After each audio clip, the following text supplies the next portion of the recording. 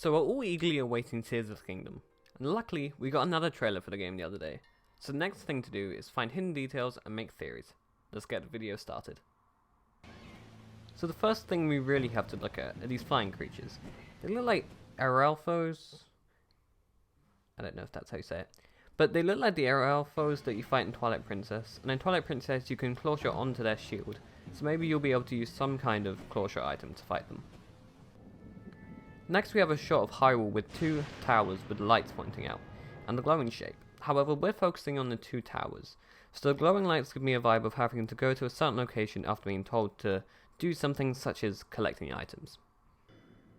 Next up we have a group of Bokoblins and Lizalfos that appear to be mining the standard ores that you'd find in Breath of the Wild.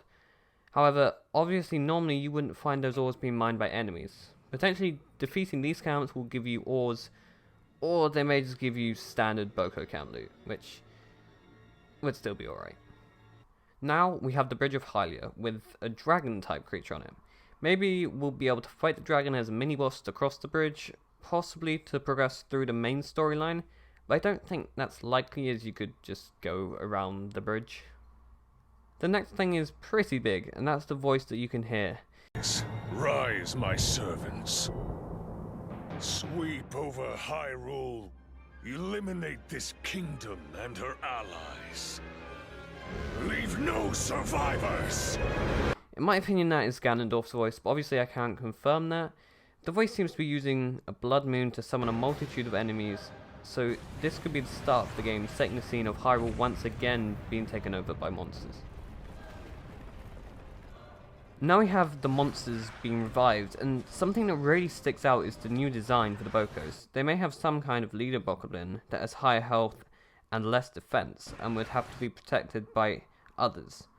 Also, there are two new types of enemies, a skeletal monster and some sort of new Bokoblin.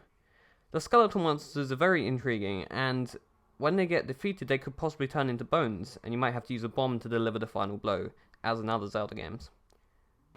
Now we've got a shot of Link surrounded by what looks like Doc Ock arms. Maybe you'll have to use spin attacks to defeat them. I don't really know what's going to happen with these. They do also look a bit like Guardian arms, so that could potentially be an upside down Guardian. I'm not really sure.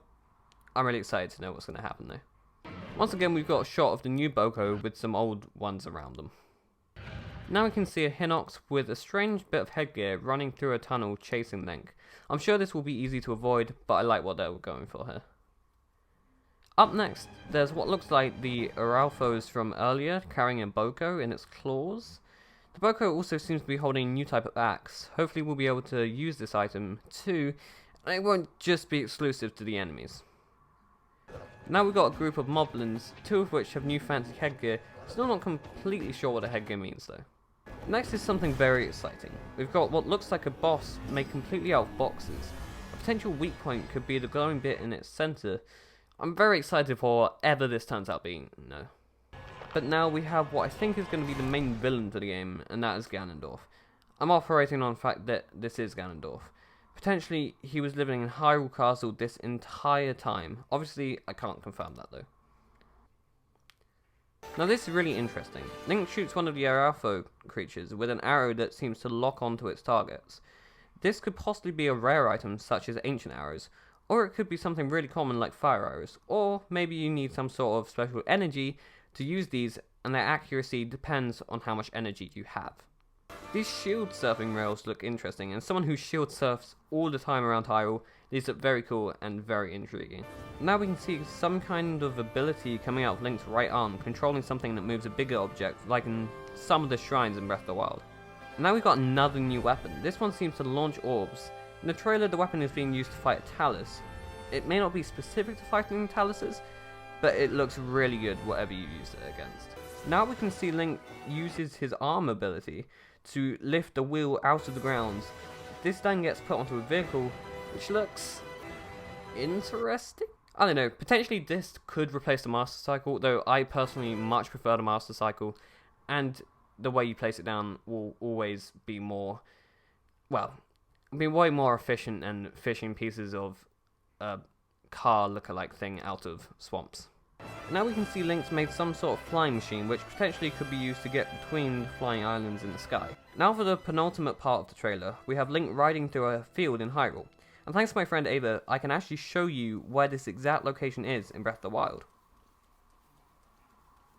Finally, we have some sort of Malice making a grab for Link, while Link jumps to grab Zelda's hand.